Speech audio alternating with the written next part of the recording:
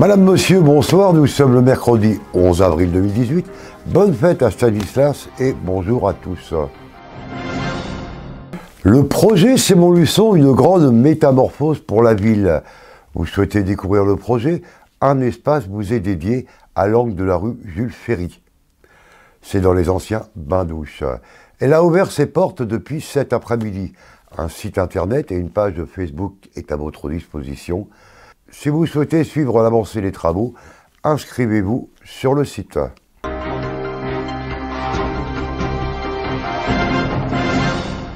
À la fin de l'automne, c'est Halloween.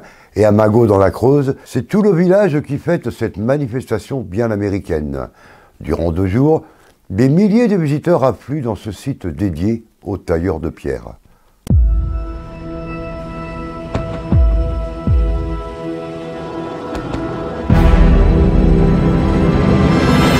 Transformé d'un coup de baguette magique par les bénévoles, le village de Magot, entièrement sonorisé et décoré, proposait 2 après-midi terriblement amusantes afin de fêter Halloween.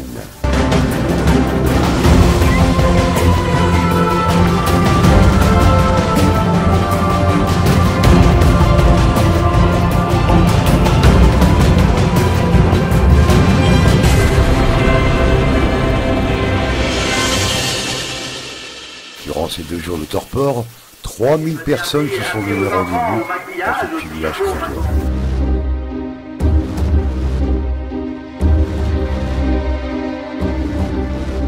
La chasse à la sorcière, un moment de découverte du village. Chaque rue devenait une terre d'indices, et il ne fallait pas en manquer une afin de découvrir qui avait l'œil du chat.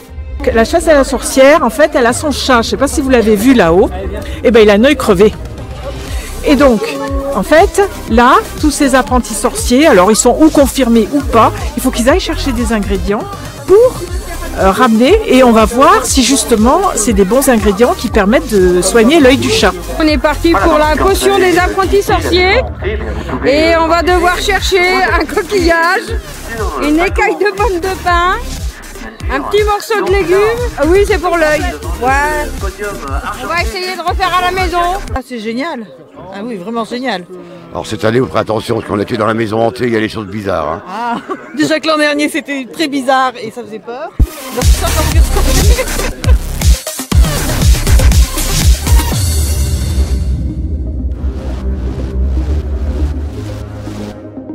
un grand succès pour la maison hantée qui a surpris petits et grands profils de marque du Grand Est. À chaque détour, des scènes horriblement amusantes attendaient les visiteurs. Chaque pièce était une découverte redoutée et inattendue.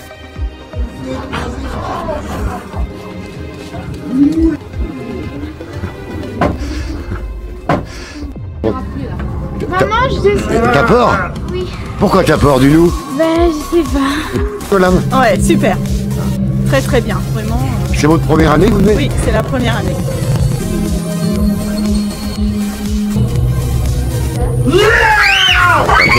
Un petit peu. Et vous les petits, vous avez peur? Non, pas du tout, moi.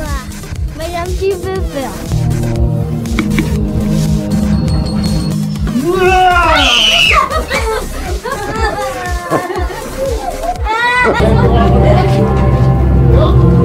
On vient du Calvados. À chaque fois on vient ici donc pour se promener et puis donc on a vu qu'il y avait Magot hantée. Mais déjà l'année dernière on l'a loupé. Ah. Ouais. Donc Là, cette année là, il faut qu'on y aille. cette année, c'est bien, on y va. Ah bah non, cette année il faut qu'on y aille. Ouais.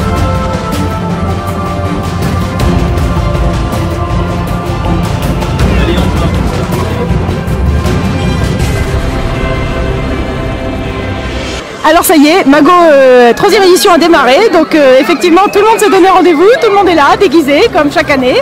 Nos créatures rentrent tant bien que mal comme ils peuvent dans les bâtiments et font peur aux gens. La maison hantée est bien sûr blindée de monde, donc on demande la patience.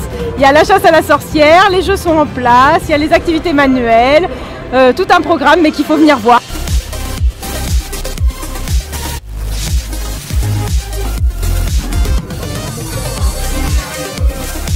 2 jours de rire et de cris pour le plaisir de tous. Encore une réussite pour les Amis de la Pierre, qui travaillent déjà sur la manifestation du printemps, avec pour thème la coutellerie.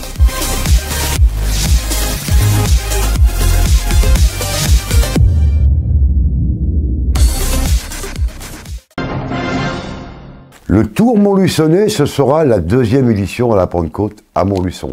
Du 18 au 20 mai, ce sera une grande fête sportive. Aujourd'hui, on va parler un peu de cyclisme. Et donc, fort d'une première édition réussie en 2017, le Tour de la Vallée Montluçonnaise sera de retour du 18 au 20 mai à Montluçon. Nous serons donc dans la Pentecôte. Donc, il passera par Guignerolles, Arpeuil-Saint-Priest. C'est un événement sportif dans une région qui aime le vélo.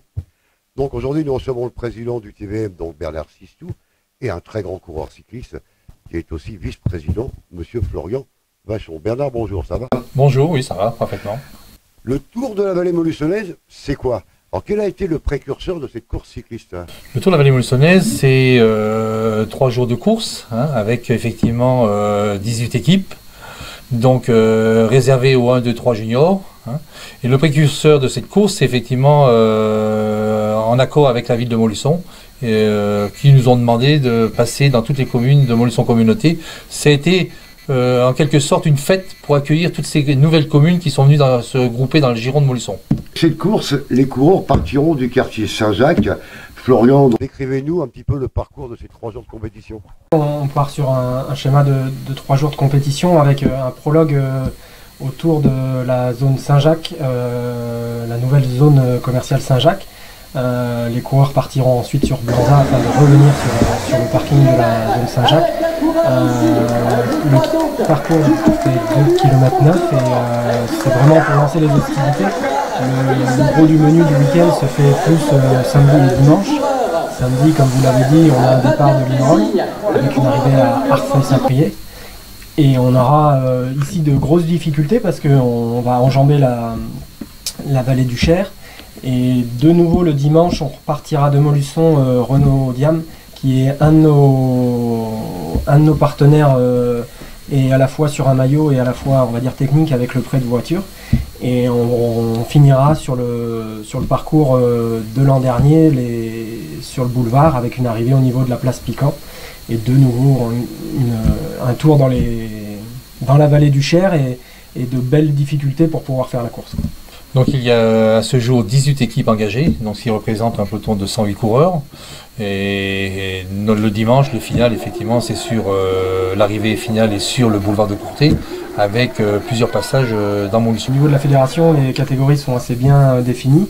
Et là, on est sur une 1, 2, 3 junior, ce qui veut dire qu'on a le meilleur niveau, on va dire un des meilleurs pelotons qu'on peut avoir en amateur, mais beaucoup de coureurs de la région Auvergne-Rhône-Alpes et quelques équipes étrangères, mais voilà, on n'a pas là encore on va dire les finances, parce que c'est les finances qui parlent pour avoir une course professionnelle, mais on a pour objectif de regrouper les meilleurs coureurs français à l'avenir et peut-être même quelques pépites qui se révéleront dans les années futures chez les professionnels et qui seront passés par le Tour de la Vallée Montluçonnaise. Est-ce qu'on va retrouver des coureurs de la région, de la Creuse, du Cher, de l'Indre-et-Loire? Oui, bien sûr, parce que les équipes, on va dire, du cru ont répondu présentes. On aura l'équipe de Marc Guillaumin avec MG Vélo. On aura également Proimo, l'équipe de Cournon et Creuse Oxygène. Donc ça, c'est vraiment des coureurs qui sont issus, on va dire, du grand département ou de la grande région. Et on aura forcément des coureurs locaux. Au jour d'aujourd'hui, on est quand même environ 80 bénévoles. Ces 80 bénévoles, il faut les faire vivre tout au long de l'année. Donc on ne peut pas se permettre d'aller frapper à la porte le jour J en disant venez nous aider. Donc on organise des réunions régulièrement tout au long de l'année avec effectivement un petit casse-croûte. Donc ce qui fait aussi, on a ce côté de faire vivre cette vie associative. Alors Florian, est-ce qu'on va te voir sur nos routes françaises en mois de juillet? C'est une question qui est un peu précoce parce que voilà, l'équipe Fortunéo Samsic est sûre d'être au départ du Tour. Personnellement, j'ai encore aucune certitude. On est 24 dans l'équipe et il n'y a malheureusement que 8 places. Et voilà, c'est un petit peu prématuré pour affirmer aujourd'hui être au départ du Tour. Mais c'est vrai que ça sera un de mes objectifs une fois le Tour de la Vallée Montluçonnaise passé et que l'organisation soit faite. Je me replongerai dans l'entraînement et puis je partirai avec l'envie en tout cas d'aller décrocher cette sélection pour le Tour de France. Est-ce qu'une course comme Montluçon, Arfeuil, je sais qu'il y a un circuit de 141 km. Est-ce qu'on peut la comparer à une étape du Tour de France? Il manquerait quelques kilomètres. Les étapes du Tour sont plus proches des 180 km, voire 200. Mais on a le terrain de jeu pour des très très belles courses. Je parle en difficulté, moi. En difficulté, oui, tout à fait. On a vraiment le terrain de jeu qui permettrait d'avoir des belles courses avec de l'animation, parce qu'on n'a pas beaucoup de mètres de plat en fait. Il n'y a pas des grands cols comme on peut avoir en haute montagne, mais c'est souvent des terrains comme on a autour de Montluçon qui sont le plus durs et qui font le plus de courses, parce que c'est ouvert à beaucoup de monde et ça fait des courses très dynamiques, quoi. C'est une grosse organisation quand même, ça représente quand même 5880 heures de bénévolat.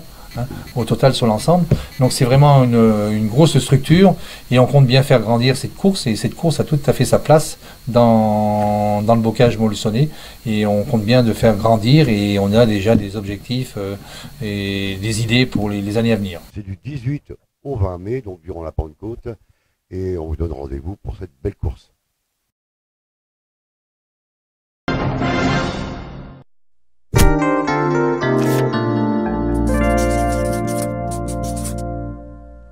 Sur France 3, à 11h20 depuis lundi, et ce jusqu'à vendredi, c'est midi à Montluçon. Donc retrouvez l'équipe de Midi en France au Château des Bourbons, et c'est sur France 3. Chose qui ne serait pas à la hauteur, vous voyez? Bien sûr. Bien entendu. Il dit bien sûr, il n'y croit pas une seconde. Pas trop, pas trop. Bon. Est-ce qu'il est goûteux? Dis donc, Jackie, tu m'as bien eu là. Hein, tu sais comment me plaire. Hein.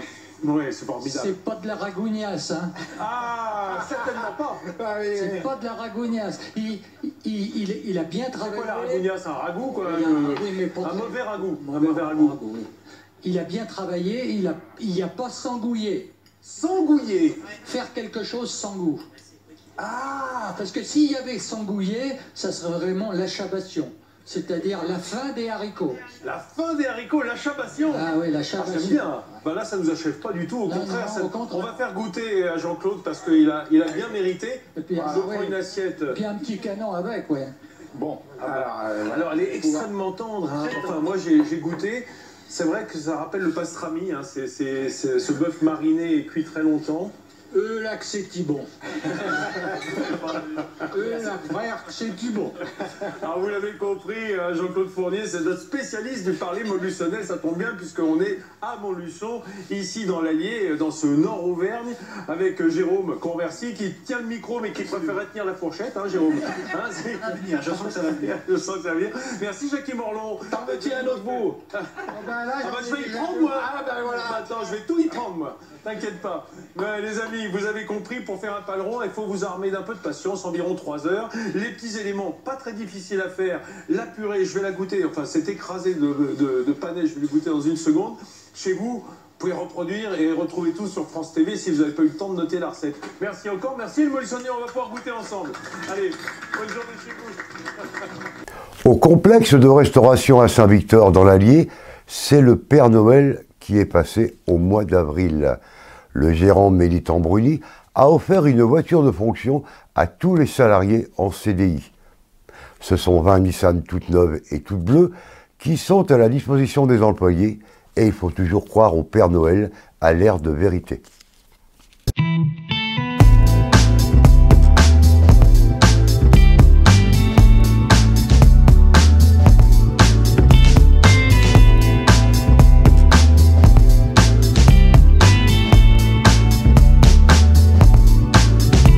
L'Aire des Vérités, c'est un complexe de restauration qui se situe sur le contournement nord de Montluçon, sur la RCEA. Donc on offre des services aux usagers de la route. On a une boutique avec un snack.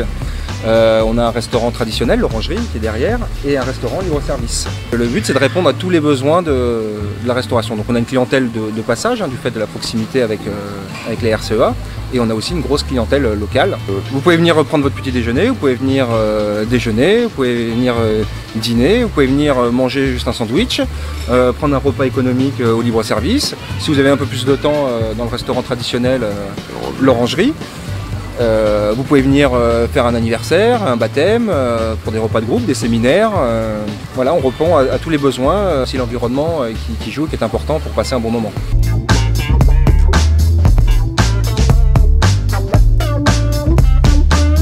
Situé hors agglomération et pas toujours facile d'accès pour les salariés, Mélitan Bruni, le gérant, a eu une initiative originale et hors du commun. Offrir un moyen de locomotion à ses employés et simplifier la mobilité de son personnel.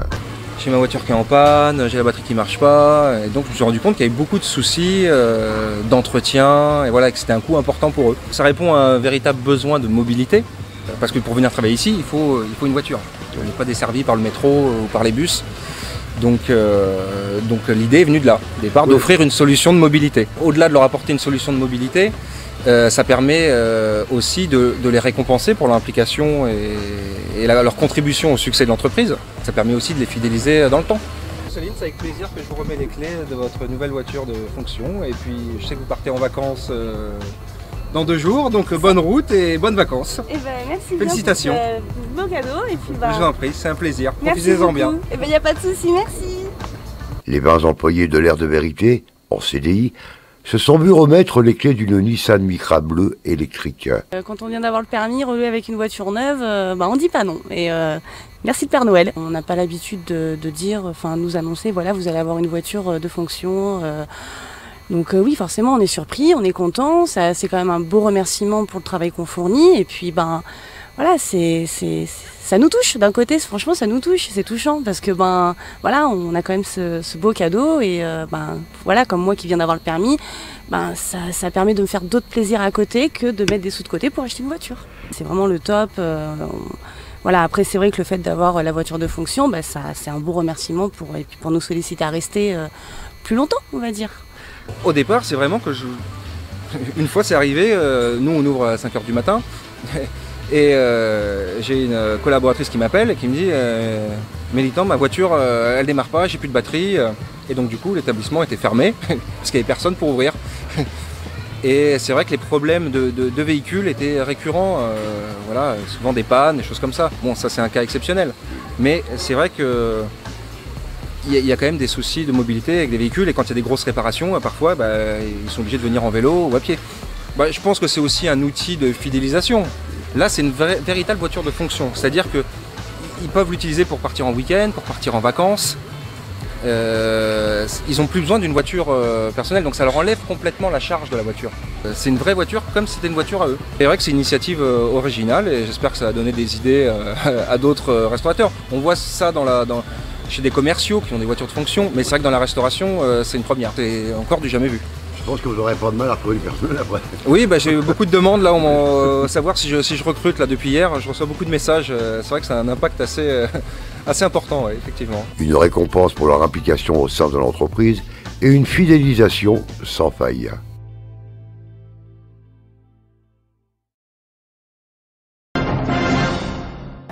Merci de votre attention, donc rendez-vous demain à la même heure, 19h, pour une nouvelle édition, et portez-vous bien.